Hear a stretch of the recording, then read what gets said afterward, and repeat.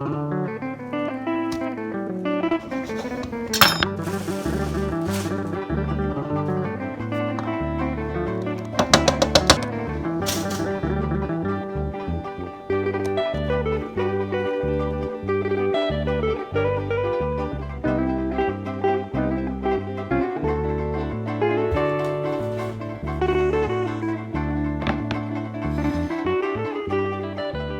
favourite music of February lies on a, let's say, much more conventionally enjoyable line than that of last month. To recap, I'm still in awe of Asleep Country's fake opulence and smudges of the Kylie Minogue and Stephen O'Malley drone album that lasts roughly the length of Belated's slow cinema opus Sayit Tengo or a binge watch of a Kitchen Nightmares season, but I've already felt diminishing returns on the relatively flat air of Tejiko Noriko's ambient two-parter. And while I really like the Billy No Mates LP, it's kind of a he loves me not flower petal picking game when it comes to tracks I'm actually excited to double click again. I guess what I'm saying is that as quick as a month can pass, even less than that, our opinions can shapeshift and we're bound to hold second guesses against ourselves like a Swiss army knife. But it doesn't mean that the music didn't have us raising our eyebrows once upon a time. This is why it may seem flawed to try and cover music the week off, even the month off, given that we probably won't have had much time to digest it fully or make sense of it, assuming that the music was good enough for us to even give it a second try in the first place. So just know that my guide is as loose as my grip, and if the seasons must do their business, then so be it. Which brings me on to my album of the month, Liv's Girl in the Half Pearl.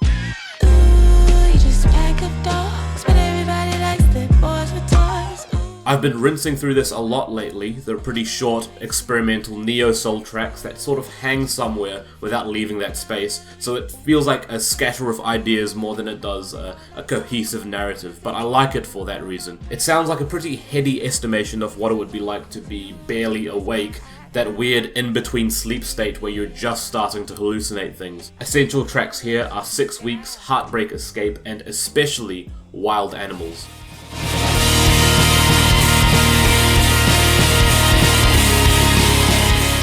My second pick is Parannoul's After the Magic, which was a bit of a surprise from the Korean shoegaze band, considering the Breakout album a couple of years ago I found just a little bit banal, although I did appreciate the cover artwork's nod to All About Lily Choo Choo.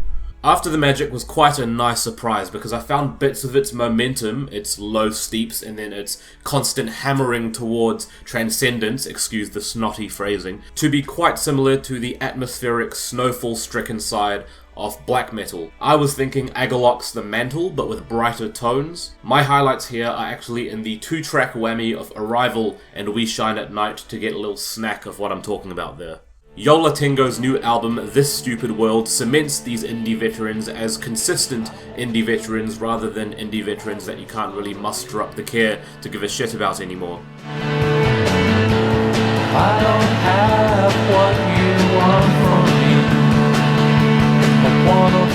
I loved it on first listen, although on repeated visits I've begun to notice that there isn't quite as much going on as I perhaps thought there was. This isn't necessarily a bad thing, and besides, Yilt is a band that treasures simplicity, but This Stupid World is more about wide, open, pastoral spaces, and so it has all these ambient, windy leanings to kind of make that work, which does spike my heartbeat, but only so much. Favourite tracks from it right now are the tar-skidding Brain Capers, and then the gorgeous Dream Drifters, Apology Letter, and A Celestine.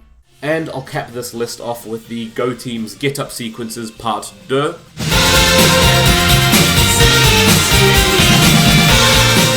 Impossible folks not to love. The Get Up albums aren't even ambitious records for them. They're quite safe, but safe for them is giving your favourite band a run for their money. So, I'd say But We Keep On Trying, Sock It To Me, and the Train Song are the essential picks here. And so, we move on to my favourite songs of February, and they are as follows. Arrival by Parannoul for the heights that it reaches. Mabataki no Kazu, or Number of Blinks by Gutevolk.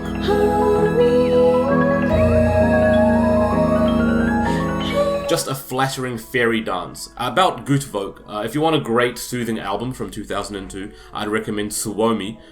Strange Seed, the closing track, is probably one of my favourite songs ever. I've always wanted to film some music video clip where somebody's just floating at peace on the surface of a body of water. Anyways. Next up is a song that's been on everyone's minds and everyone's social media feeds. It is, of course, Boys a Liar Part 2 by Pinkpantheress and Ice Spice.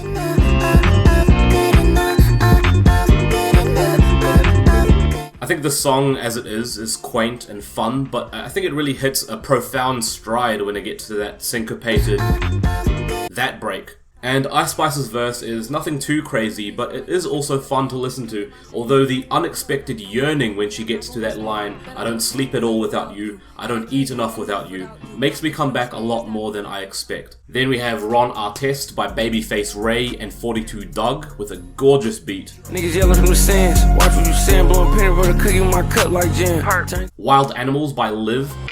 Remember that one time you was talking to me, I never got to tell you just. I want you to pay close attention to the way that all the parts of this song layer up bit by bit. It's such a careful, detailed sculpture. Echolalia by Yves Tumor.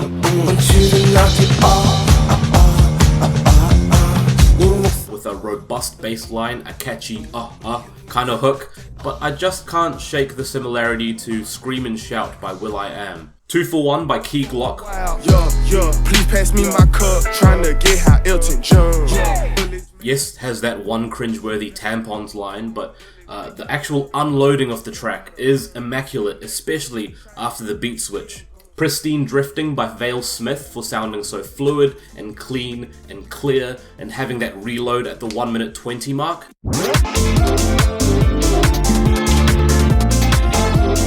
Apology Letter by Yola Tengo for being just plain lovely. And then waving goodbye very sweetly with The Train Song by the Go Team. Now for this month's B mix, I begun with 2 tracks by musicians that I was already going to highlight, but then news came around of their very sad passing, so consider this more of a celebration or a tribute of their wonderful music, starting with the greatest in saxophony, Wayne Shorter. Black Orpheus is my chosen pick from the early pool of his solo catalogue.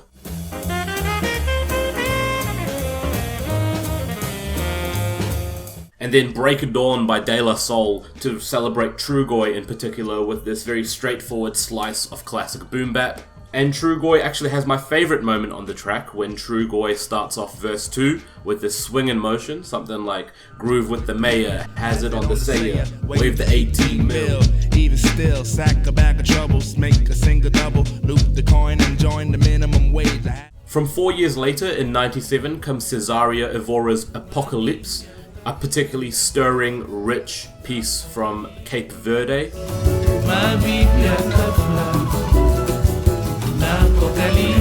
And from the same year comes this bizarre Canadian pop hit that I'm digging up, complete with rambly, gruff hip-hop verses that sound worthy of Beck's Odelay, and one of the most relatable existential questions for aimless young 20-somethings, fashioned into a slouchy, heavy-breathing chorus for the ages. It's Bran Van 3000's Drinking in LA, one of the best pop hits ever, ever, ever. So I asked you, what the hell am I doing drinking in LA?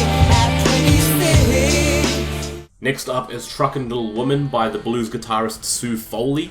Just simple joys, man. Put me on a highway, Beverly's on down the line. Now moving on to the seamless run of dance tracks that I've kind of steamed up. Very proud of it. Starting with the cerebral Sayit by Röyksopp and Robyn. I want you to. Right into The One by Kylie Minogue, a song that I could easily float up into for way more than just the 4 minutes that we get.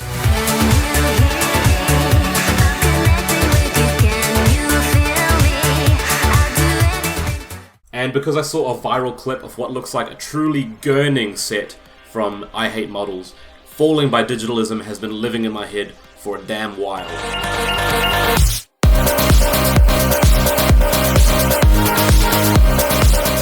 Next up is Meat by the New Zealand singer-songwriter Chris Knox, sounding like a beefed up take on Cherie by Suicide.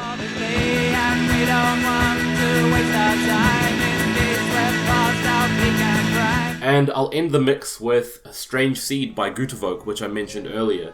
Imagine yourself floating in the sea, atop the water, staring up into the sunset sky.